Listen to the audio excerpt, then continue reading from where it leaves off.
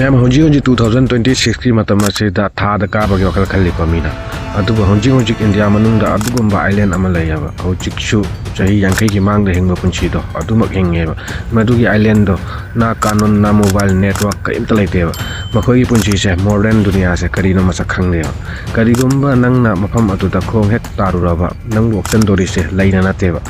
महू कारबा तेंजैनानेबा को ma'am मखोइसे कनानो India सरकार ना करीगिदमक्ता मी अमता चलहंद्रिमा मफमदुदा मसिगी वीडियो से खंगमिनसेबा मैम मसिगी आइलैंड से किलोमीटर 40 स्क्वायर मुक चावेबा को मैम अकोइबसे नारकनेबा मसिदा लैरिबा मीसिंगसे सेंटिनेल्स कौवेबा मफमसिदा मी कया लैरमहे हाइबदा चप चाबा कनाम खंगदेबा अदुबु वखल अमदा यांखैदगिना चाम यांखै रोम लैरमगनिन खल्लेबा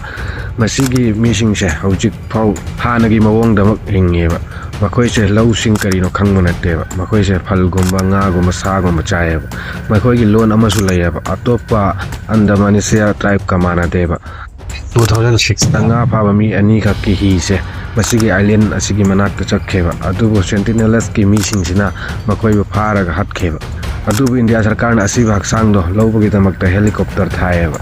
मदुगी हेलीकॉप्टर दो मदुदसु तेरना हमला तौरेबा मदुगी तुंगदा 2018 दा अमेरिकन टूरिस्ट जोन एलियन चाउना मसिगी आइलैंड सिदा तुमिन्ना चटखेबा क्रिश्चियनिटी की मरमदा वारी साबगी दमकता अदुबु खोंग हेक ताबगा मागी मथाइसु मांगखेबा को मैम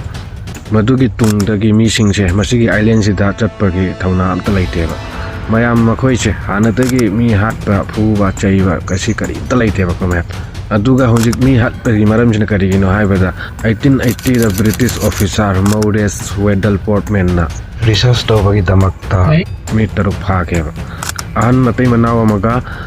अंगांग मरी मका मखोइसे पोर्ट ब्लेयर टाउन दा जौखिबगा अनाबा अमा हौखेबा मदुदा सीखेबा मदुदा ब्रिटिश ना अंगांग मरी से गिफ्ट अमम पीरगा मदुगी आइलैंड सिदा थादोखेबा मरमदि मखोइदा याउरिबा इम्यूनिटी दो यामना वाटलेबा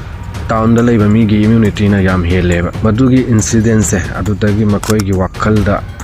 मपालगी मीसिंगसे दुश्मन ओइन उरेबा